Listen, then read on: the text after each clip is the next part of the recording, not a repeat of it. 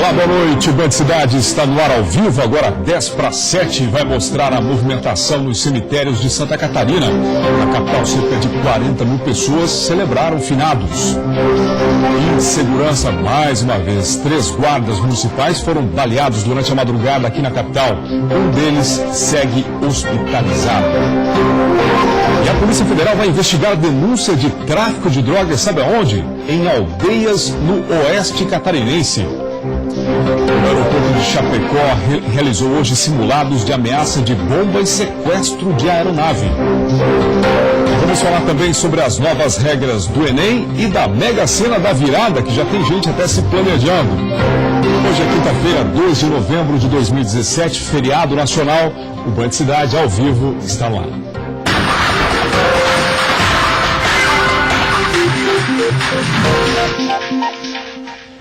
Obrigado pela sua companhia, pela sua audiência. É sempre um privilégio para nós ter você do outro lado.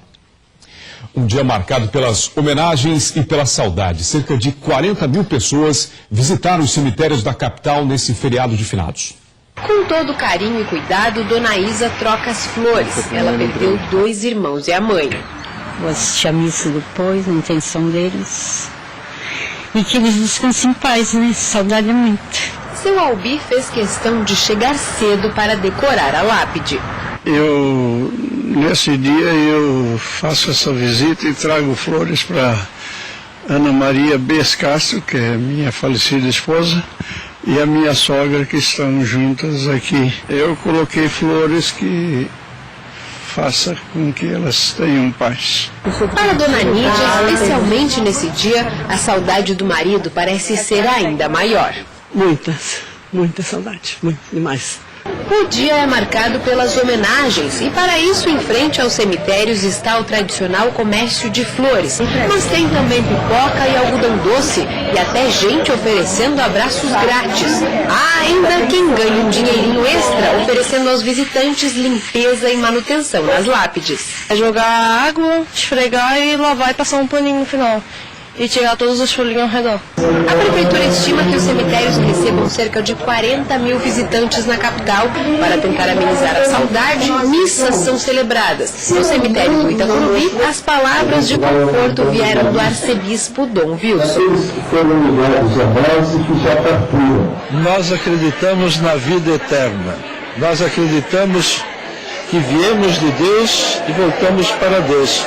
Santo Agostinho tem uma frase que resume bem isso. Diz que o coração do homem estará sempre inquieto enquanto não repousar em Deus. Então a nossa vida é uma preparação para esse unir-se a Deus, que acontece definitivamente com a morte.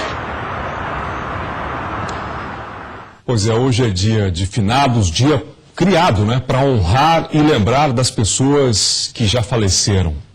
Há pouco mais de um ano, eu perdi a minha maior referência de dignidade, sabedoria e humildade. Ao nos deixar fisicamente, depois de cumprir a sua jornada na Terra, a minha mãe, ela não morreu. Ela apenas passou do plano material para o espiritual. Eu mantenho-a viva, dia a dia, aqui nos meus pensamentos. Ainda ouço as suas palavras como um mantra. Não se trata de não aceitar a morte, afinal, essa é a única certeza que nós temos. Trata-se de manter vivo o amor. E o amor, ele não morre, ele perpetua no coração de quem lhe permite morada. Hoje à tarde, um pequeno incêndio se formou no cemitério do Passa 20, em Palhoça, na Grande Florianópolis. Segundo alguns frequentadores, o fogo teria sido provocado por velas deixadas acesas aí nos túmulos. Não há registro de feridos e o fogo foi controlado logo em seguida. Galpões de um sítio de Santa Cecília, lá no oeste catarinense, foram incendiados e o dono do local atingido por um tiro no braço e na perna, isso na noite de ontem. Conforme os bombeiros, o caso foi registrado em uma propriedade na BR-116, no quilômetro 133, às 11 horas da noite. O fogo se alastrou e consumiu 9 veículos. Parte da casa do dono do sítio também pegou fogo. Imagina o prejuízo, hein? Os bombeiros tiveram que trabalhar no combate às chamas até o início da manhã de hoje. Um homem é suspeito dos crimes, segundo os bombeiros, por uma desavença com o proprietário do imóvel. Ele não foi preso ainda. A polícia investiga o caso. A Polícia Federal vai investigar a denúncia de tráfico de drogas em aldeias no oeste catarinense.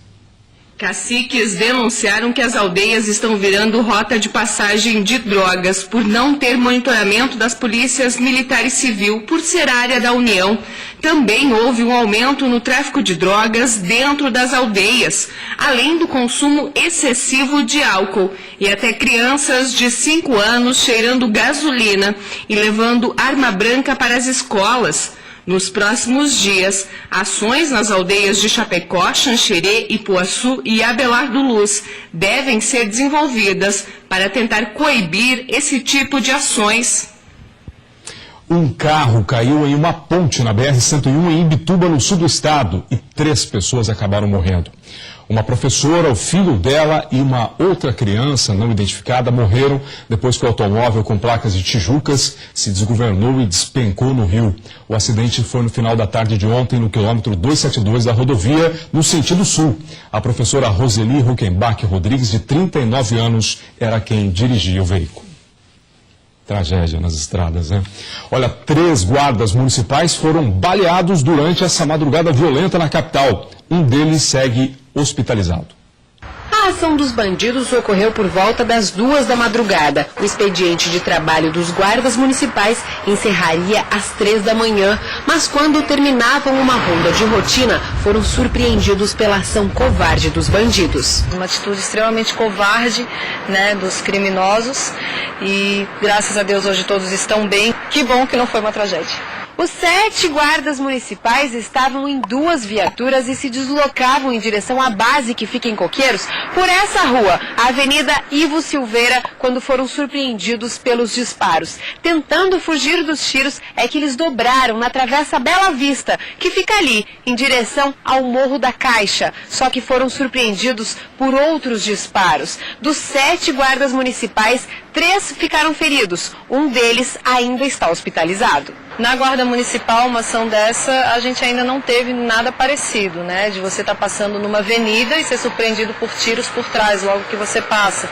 Sem ser uma ocorrência, sem ser uma operação, né? Você ser surpreendido dessa forma por uma ação criminosa. As marcas da ação criminosa estão nas viaturas, que ainda devem passar por perícia. Apesar do episódio sem precedentes para o órgão, a Guarda Municipal deve manter a rotina de atuação. Ela é uma avenida onde dá acesso à creche, a posto de saúde, ao cemitério municipal. A gente vai continuar fazendo as rondas, cuidando do patrimônio, cuidando das pessoas, fazendo a blitz da lei seca. Isso não vai fazer com que a gente pare de realizar o nosso serviço. A motivação ainda não foi esclarecida. Buscas foram feitas na região, mas até agora ninguém foi preso.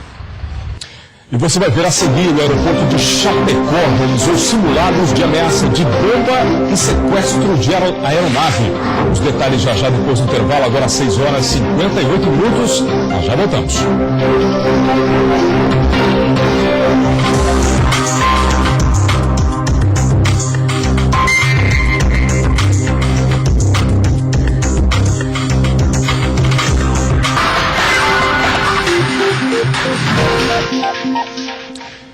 Agora às 7 horas, 1 minuto, Band Cidade está de volta. O aeroporto de Chapecó realizou simulados de ameaça de bomba e de sequestro de aeronave. Essas são exigências feitas pela Agência Nacional de Aviação Civil. E tem os detalhes a repórter Elisandra Vissoto.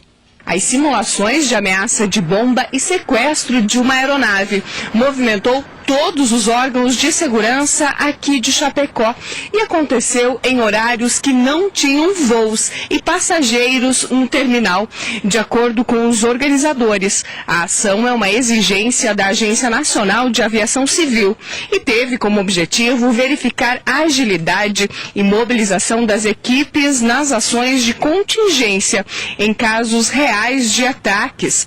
As 2 atividades foram filmadas e agora um relatório será encaminhado para a ANAC. Elisandra Vissoto, de Chapecó. Obrigado, Elisandra. E domingo começa a prova do Enem, o maior vestibular do país. E todo cuidado é pouco para evitar problemas e também fraudes. Hoje, o dia foi dedicado à prática da redação para garantir uma boa nota no Enem. Isabela escreveu sobre o sistema carcerário. Às vezes, a gente, na hora de escrever, a gente não percebe muita coisa, então é importante também a gente dar uma revisada no texto. Este ano, o Enem será em 2 domingos seguidos. A redação acontece no primeiro dia do exame. 67 mil detectores de metal reforçam a segurança, o que vai permitir, inclusive, a vistoria na entrada e na saída dos banheiros de todos os locais de prova. A prova também foi reformulada, com algumas medidas de segurança. O caderno de questões estará identificado com o nome do candidato. Anteriormente, havia identificação apenas no cartão de respostas. E agora, o cartão já indica a cor da prova feita pelo candidato. Nos anos anteriores, cabia ao estudante assinalar a cor do caderno de questões. No próximo domingo, as provas são de linguagem, ciências humanas e redação. No domingo seguinte, dia 12, o exame contempla ciências da natureza e matemática. O candidato tem que entender que ele tem que estudar certo, tá? Por exemplo, as matérias foram trabalhadas durante todo o ano. Agora ele tem que analisar estatisticamente, olhando as últimas provas do Enem, os últimos 5 anos, quais são os conteúdos geralmente mais cobrados. Os candidatos devem levar o comprovante de inscrição, documento de identidade com foto e caneta preta com corpo transparente. A garrafa de água também tem que estar em embalagem translúcida. Relógio, boné e celular são proibidos. Os portões dos locais de provas abrem às 11 da manhã e fecham ao meio-dia. O INEP, braço do Ministério da Educação responsável pelo Enem, afirmou que não foi notificado sobre uma decisão judicial que barra a anulação de redações com conteúdo que possa ferir os direitos humanos. Caso a notificação seja feita até a decisão. Pois é, o Enem foi e é importantíssimo para a entrada de milhares de jovens nas universidades. Não só jovens, né? Os adultos também. É a materialização da meritocracia. É uma das medidas mais assertivas na área da educação dos últimos tempos. Mas sempre há os embusteiros tentando tirar proveito nesse processo. Mesmo aí com esses trapaceiros em ação, casos isolados não tiram a credibilidade do processo. Então, boa sorte aí para todos que vão participar do Enem no próximo domingo. De olho na fortuna, já estão abertas as apostas para a Mega Sena da Virada, que esse ano deve pagar pelo menos 220 milhões de reais. Já tem gente organizando os tradicionais bolões para aumentar as chances de ficar milionário. Seu Jorge toma conta de carros no centro do Rio, de olho nas vagas e em tudo que o dinheiro pode comprar. Para isso, ele diz que só ganhando na Mega Sena da Virada, o maior prêmio do ano. Chegar em casa, pedir um número meu neto, minhas filhas, para misturar os números e vir fazer aqui. Um tem que ganhar, né? Espero que esse um seja eu, né? As apostas já podem ser feitas nas lotéricas de todo o país. A expectativa é que o prêmio alcance 220 milhões de reais. Vai jogar na Mega da Virada? Com certeza. Sem nome de piedade. Vários, alguns. Ainda faço bolão no trabalho também. O dono desta lotérica também está confiante. É que as apostas mais que triplicam para o sorteio de 31 de dezembro. Eu acredito que umas 40, 50 mil apostas, com certeza. Se o ganhador da bolada aplicar o dinheiro na poupança, pode receber mais de R$1 milhão em rendimentos mensais. E a Mega da Virada ainda tem outros atrativos, já que ela não acumula e se ninguém acertar as 6 dezenas, o dinheiro é dividido entre quem marcar mais números. O prêmio sai de qualquer jeito. Isso dá ainda mais esperança aos apostadores. Ainda mais para quem trabalha num lugar que já deu muita sorte. Em 2012, 20 funcionários deste restaurante fizeram um bolão e ganharam cerca de 13 milhões de reais. O dinheiro foi dividido entre os sortudos, que logo depois pediram demissão. Confiar na sorte virou mania por aqui, até porque os novos garçons e cozinheiros já beliscaram uma graninha em outras 2 oportunidades. O que é interessante é o bolo que a gente faz. Toda semana? Toda semana. Na Mega Sena da Virada, então? Na virada aqui tem que dobrar, né? Tem que ser maior, né? Porque o prêmio é maior, né? Seu Antônio já trabalhava na casa na época do bolão vitorioso. Mas como outros funcionários, naquele dia não jogou. Ficou de fora da bolada, mas nem por isso desanimou. Continua trabalhando e sempre que dá, aposta. Como ele diz, segue o baile. Quem sabe, um dia joga e te acerta. Segue o baile, segue a frente, bola pra frente. Isso aí, vamos na esperança. E se não jogar, não ganha, né? Olha, na semana que vem tem novidade aqui no Band Cidade. A história do maior cartão postal de Santa Catarina. O início. As obras de restauração. A expectativa para a reinauguração. Depoimentos de historiadores, engenheiros e do governador do estado. Uma obra extraordinária. Ponte Hercílio Luz, uma ligação entre o passado e o futuro. Série de reportagem que vai ao ar a partir desta segunda-feira, dia 6, no Band Cidade, aqui na TV Catarina. Não perca, semana que vem, aqui no Band Cidade.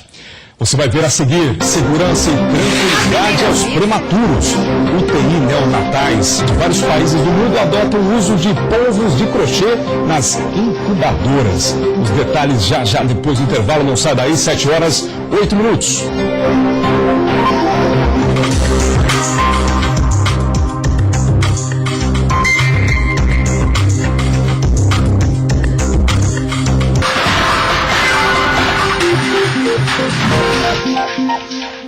Hoje é feriado, mas daqui a pouco tem ao vivo o Jornal da Band, depois do Band Cidade. Fique ligado. E a Chapecoense foi indicada ao Oscar do Esporte Mundial. Acompanhe. A reconstrução do time, o título do Campeonato Catarinense 6 meses após a tragédia do ano passado e o retorno aos gramados do sobrevivente Alan Ruschel foram os motivos que levaram a Chapecoense a concorrer o prêmio, chamado pela organização como Eternos Guerreiros. O clube disputa com mais 5 candidatos e o vencedor será conhecido no ano que vem. A votação poderá ser feita até o final de novembro, através do site da Chapecoense. Voltamos ao estúdio.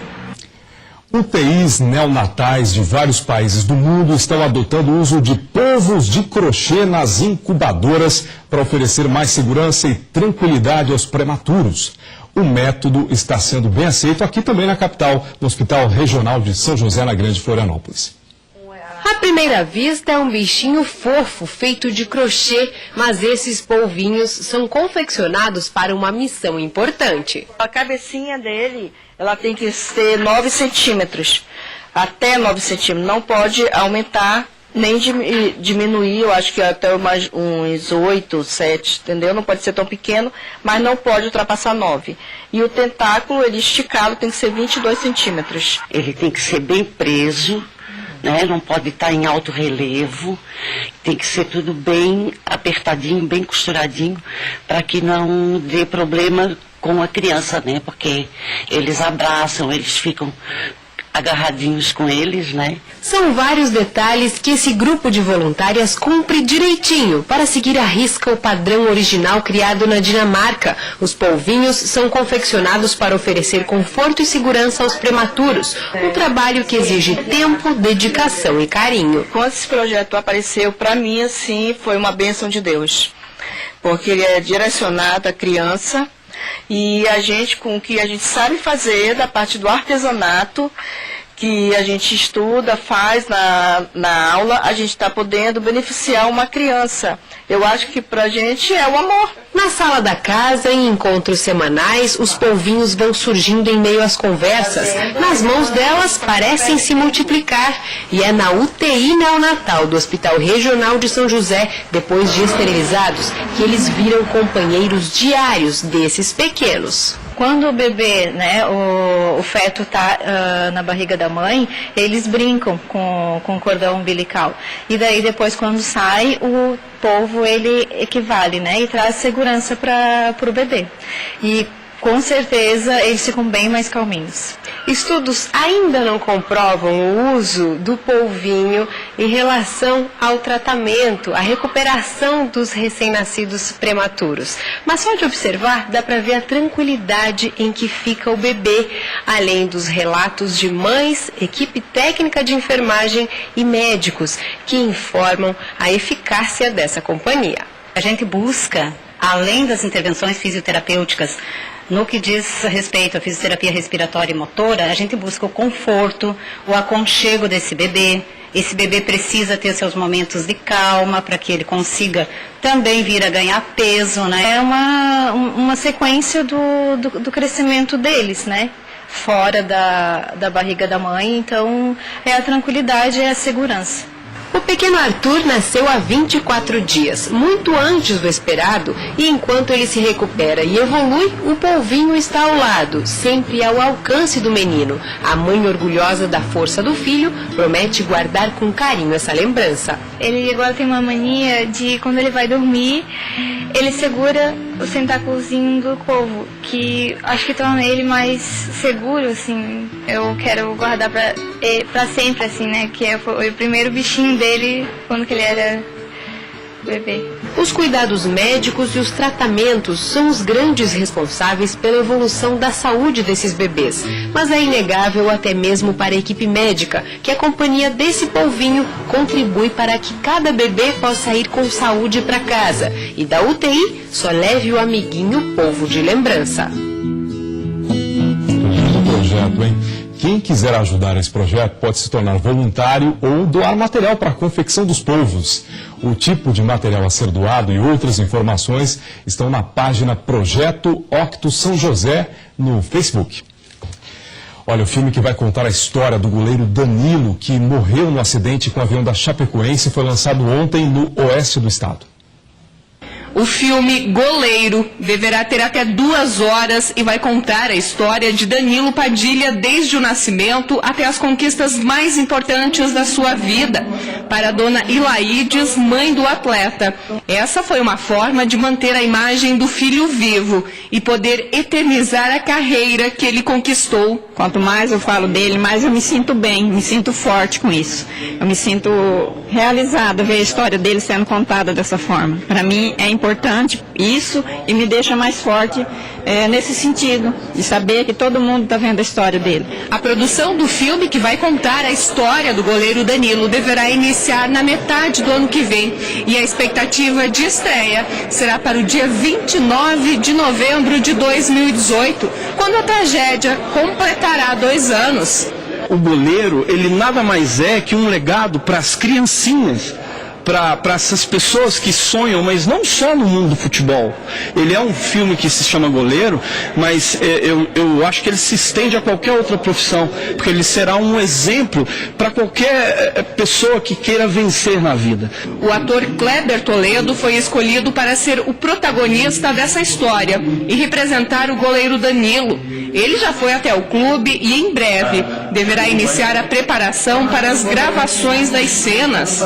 É muita emoção, eu acho que é isso. Eu tô meio confuso, sabia? Eu tô com uma mistura, assim, ao mesmo tempo que às vezes eu me emociono e tenho vontade de chorar, eu me emociono, quero ficar feliz, ao mesmo tempo eu quero sair correndo, treinar, sabe? Eu já queria começar agora, mas a gente ainda está em fase de pré-produção, então tenho tempo para isso. Parte da renda arrecadada com a exibição do filme será revertida para as 71 famílias da tragédia que envolveu o avião da Chapecoense no dia 29 de novembro de 2016. Saber que uma história dele vai estar ajudando também as outras famílias, porque não é só para ele o filme, né? Está contando a história do Danilo, mas é a história de todos os guerreiros. Danilo nunca trouxe para ele, eu fiz a defesa, eu fiz isso. Não, nós conquistamos a vitória é nossa, a vitória é da equipe.